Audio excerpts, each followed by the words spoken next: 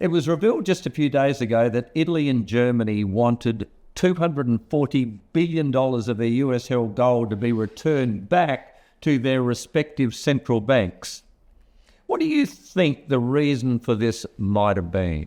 Well, it's really very, very simple. And that is there is growing suspicion about the security of their gold held at the New York Fed. You may recall that about 10 years ago, I think it was 2014, that Germany requested the return of 300 tons from the New York Fed. And the New York Fed's initial response was that this was going to take 7 years to deliver.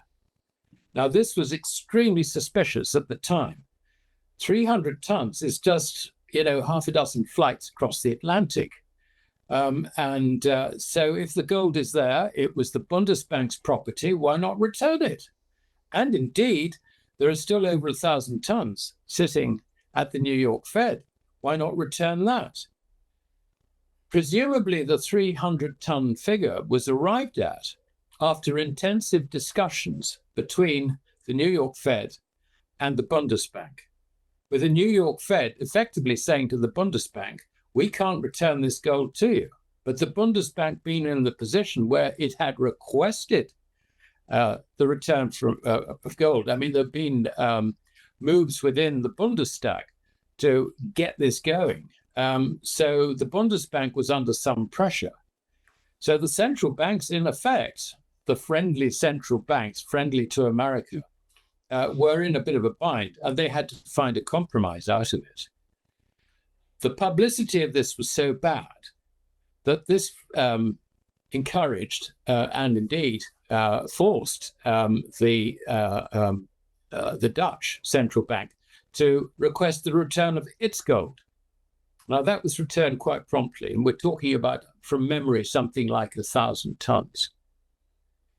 The reason this is now becoming an issue in Germany is that you have the new AfD party, and one of the members is a chap called Peter Boehringer, who is one of the prime movers, if you like, behind getting the Bundesbank to run more responsible policies, to have control of its gold, and so on and so forth. I think the Bundesbank feels that it's in a bit of a cleft stick here, and its initial statement was, we have complete and utter confidence in our storage arrangements with the New York Fed. Really? You can see that the skepticism over the whole issue has already been created.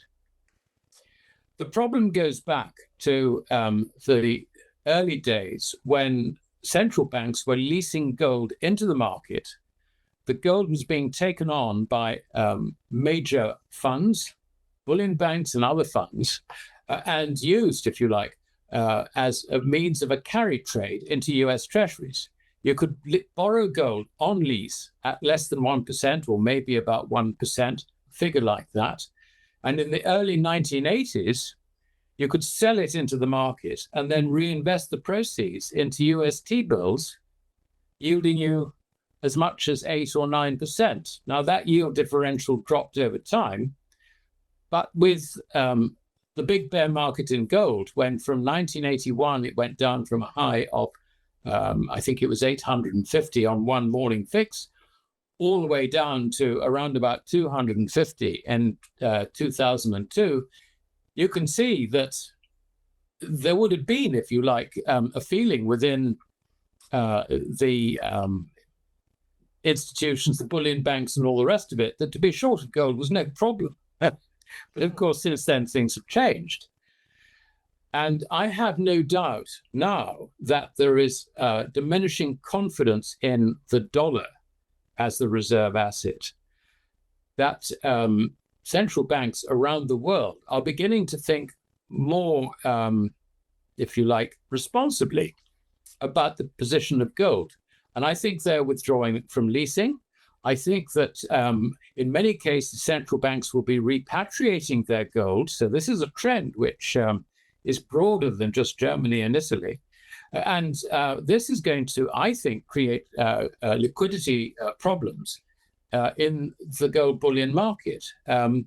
And that we're already beginning to see, because I've noticed in recent weeks that the strength in gold has really come from Western capital markets, not the Far East. Now, this is a very, very interesting development. And I think it does indicate that, if you like, as the Yorkshireman would say, there's trouble at mill. So you can see this is a story which I think is actually going to gather pace, probably in the next month or two. Yeah, well, look, I mean, it took 10 years, didn't it, last time, to, I think 2007 through to 2017 for Germany's haul to be repatriated. You'd think that this time around it would be really important that the gold is repatriated, no issues, a nice smooth transition.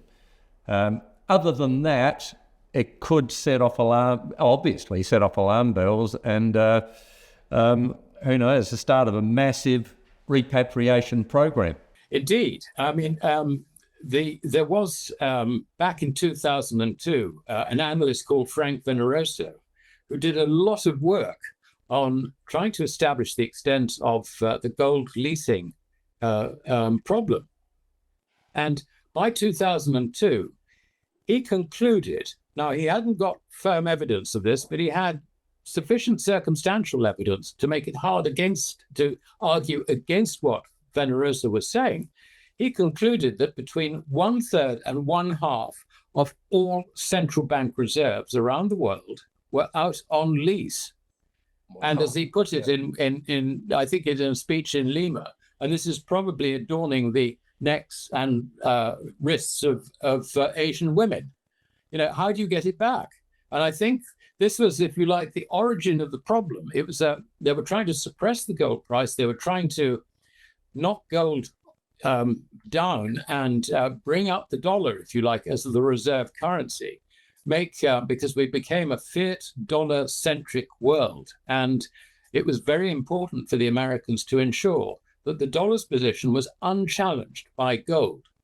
So they did everything they could to ensure that people turned their back on gold and embraced the dollar.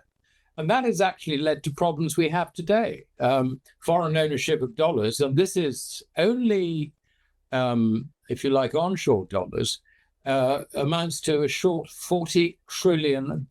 Now, when you bear in mind that US GDP is around about $30 trillion, you can see that it's overowned. And indeed, at the time of this recording, the dollar's trade weighting is going down, and the dollar is and gold is firming. So, how do we, if you like, resolve the problems from all the suppression activities in the past, from naked selling into the market, undeclared, I would add, and also leasing with a view to suppressing the price of gold, and funding the US Treasury's deficit. You know, this is all coming to a head, I think. So, yeah, I think that there's very, very good reason why both the Bundesbank and the Banca d'Italia are extremely worried about the position of their gold reserves. Well, they should be. It's more the politicians, perhaps, who are pushing this one at the moment. Yeah, well, Peter Boehringer, I think that's the way you pronounce his name, said it's just no longer about trust.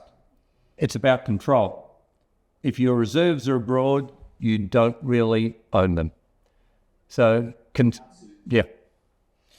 The only thing I can say here is that trusting a combination of governments and financial institutions, I don't.